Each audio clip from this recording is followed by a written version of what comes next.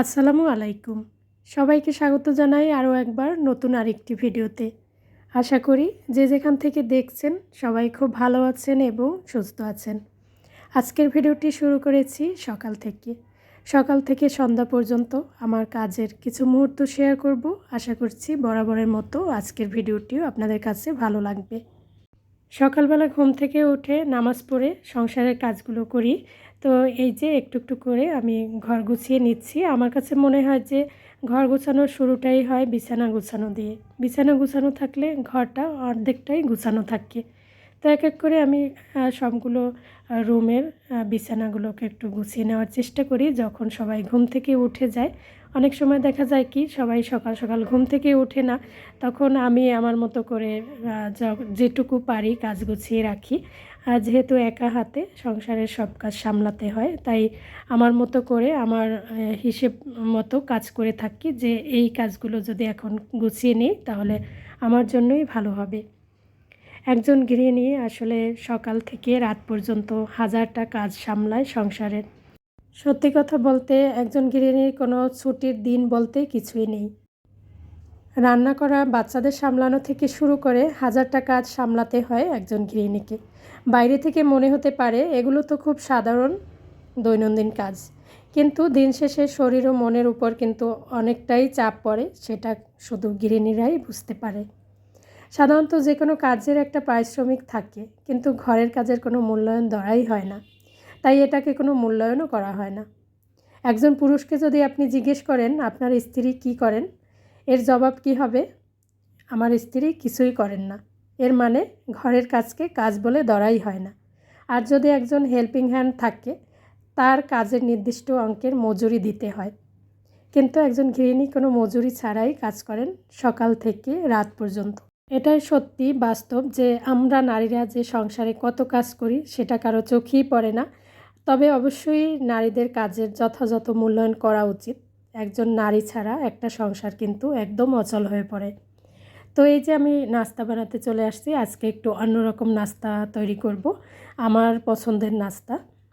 তো একটুখানি এখানে সুজি নিয়েছি। সুজি রান্না করব হচ্ছে নারকেল দিয়ে। সবসময় তো দুধ দিয়ে সুজি রান্না করি, আজকে নারকেল দিয়ে রান্না করব। যেটা কিনা দাদি নানিদের আমলে এইভাবে করে সুজি রান্না করা হতো। আমি খেয়েছি, আমাদের বাড়িতে এরকম সুজি রান্না করা হতো। আমার মাও একসময় এরকম করেই রান্না করতো। তো মনে হচ্ছিল যে আজকে একটু এরকম করে রান্না করি। তো এখানে আমি একটু সুজিটাকে ভেজে নিয়েছি, তারপরে হচ্ছে পানি দিয়ে এখানে প্রয়োজন মতো লবণ, চিনি, তারপরে একটু গরম মশলা, দারচিনি, তেজপাতা, এলাচ, আর সেই সাথে দিয়ে দেব নারকেল কোরানো। তো এরপরে একটু সময় নিয়ে রান্না করে নিয়েছি। তো এইভাবে যদি সুজি রান্না করা হয় এটাও কিন্তু খেতে বেশ ভালো লাগে, বিশেষ করে আমার কাছে ভালো লাগে, তাই আমার পছন্দের রান্নাটা আজকে করলাম। তো এই যে এখানে কোনো দুধ বা ঘি কিছুই দেইনি, একদম নারকেল দিয়ে সাদামাটা একটা রান্না, সেই পুরনো দিনের রান্না। আমার কাছে অনেক বেশি ভালো লাগছে অনেক দিন পর এই রান্নাটা খেতে। আর এখানে এই তো একটু চাপটি বানিয়ে নিচ্ছি, আমরা তো চড়া বলি এটাকে। তো এখানে চাল আগের রাতে ভিজিয়ে রেখেছিলাম, তো চালগুলোকে ব্লেন্ড করে নিয়েছি পানি দিয়ে। খুব বেশি মিহি করে ব্লেন্ড করে নিই, একটু দানা দানা আছে, লবণ মিক্স করে পরিমাণ মতো। তারপরে এইভাবে একটু ভেজে নিয়েছি, একদম সহজভাবে খুব তাড়াতাড়ি করে এই খাবারটা তৈরি করে নেওয়া যায়। যদি হাতে কম সময় থাকে তাহলে কিন্তু এইভাবে নাস্তা সকালবেলা তৈরি করে নিতেই পারি। তো এই যে এক এক করে আমি হচ্ছে সবগুলো চাপটি পিঠা ভেজে নিয়েছি। প্রথমে তো একটু ফ্রাই প্যানে লেগে গিয়েছিল, তারপরে হচ্ছে একটু লবণ, পানি আর তেল মিক্স করে সেটা দিয়ে সুতি কাপড় দিয়ে মুছে নিয়েছি বারবার। এজন্য আর ফ্রাই প্যানে লেগে থাকেনি, খুব সুন্দরভাবে উঠে গেছে এগুলো।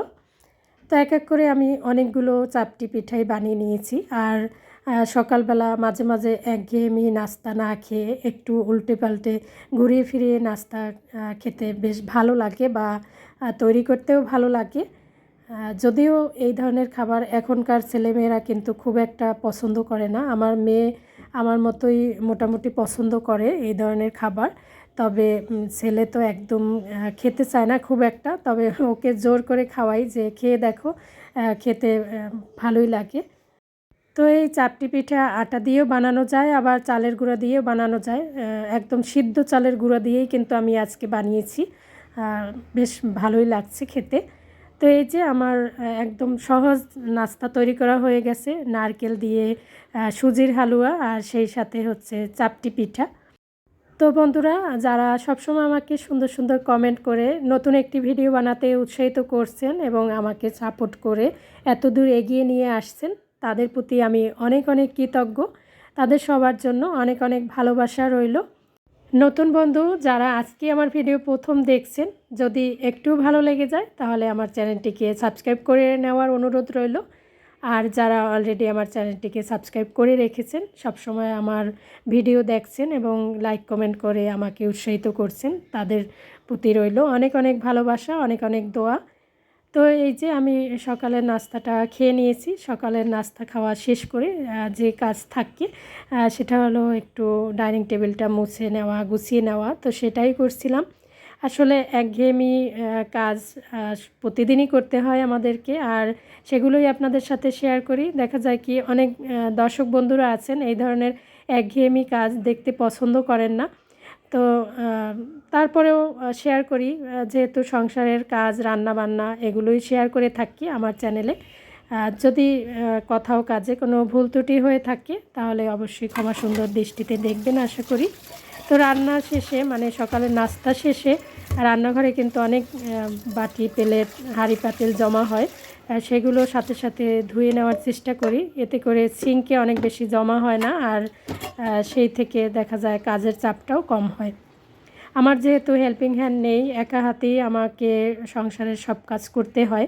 তো এই জন্য সময়ের মূল্য দেওয়ার চেষ্টা করি, যখন যে কাজটা সামনে আসে করে ফেলি সাথে সাথে। তো তারপরে দেখি যে গুঁড়ি গুঁড়ি বৃষ্টি শুরু হয়েছে, আর বারান্দায় এসে দেখি গাছগুলো বৃষ্টির পানিতে একদম ভিজে গেছে।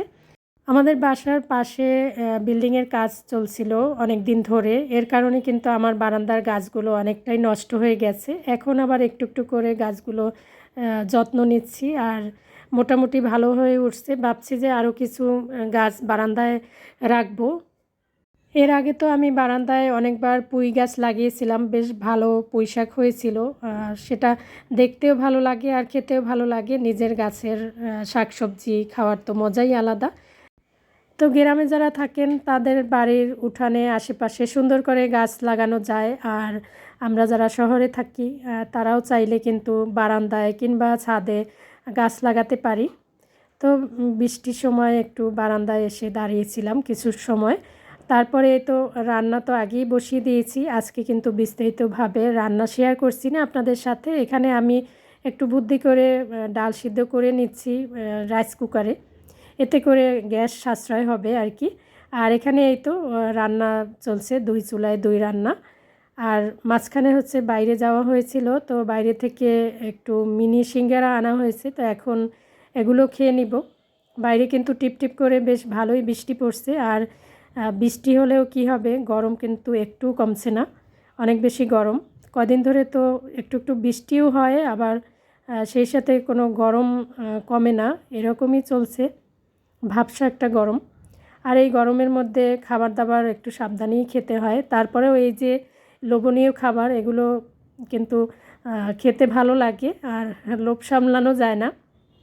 বাইরে গেলে দেখা যায় এই ধরনের খাবারগুলো কিনে আনা হয়, আর মাঝে মাঝে একটু খাওয়া হয়ে যায়। যাই হোক, এই গরমের মধ্যে, ভাবসা একটা গরমের মধ্যে সবাইকে একটু সাবধান থাকতে হবে। খাওয়া দাওয়া মানে একটু হেলদি খাবার খাওয়া বা বেশি করে পানি খাওয়া। আর এখন তো ডেঙ্গুর প্রকোপ বাড়ছে অনেকটাই, তো সবাইকে একটু সাবধান থাকতে হবে। তো এই যে আমি খাওয়া দাওয়া শেষ করে একটু কাপড় চোপড় ভাঁজ করে নিচ্ছি। বারান্দায় বৃষ্টি আসলে তো কাপড় চোপড়গুলো যেগুলো শুকিয়ে যায় সেগুলো ভিজে যায় আবার। এই জন্য বৃষ্টি আসার যখন শুরু হয় তখনই সাথে সাথে বাইরে বারান্দা থেকে কাপড় চোপড় নিয়ে আসছি, এগুলো এখন গুছিয়ে রাখবো। তো কাপড় চোপড় গুছিয়ে নিয়েছি, একটু সময় রেস্ট নিয়েছি, এরপরে রেডি হয়েছি, বাইরে যাব। বাইরে কিছু কাজ আছে, তো ওরা বললো যে ওরাও আমার সাথে যাবে। এই তো আমরা বাইরে বের হওয়ার সাথে সাথে কিন্তু বেশ ভালো বৃষ্টি হচ্ছে। আমরা রিকশায় বসছি, আসলে সত্যি কথা বলতে সংসারের কাজের পাশাপাশি একটু বাইরে ঘোরাফেরা করা বা নিজের জন্য একটু সময় বের করা কিন্তু অনেক বেশি জরুরি। এতে করে শরীর মন দুটোই ভালো থাকে।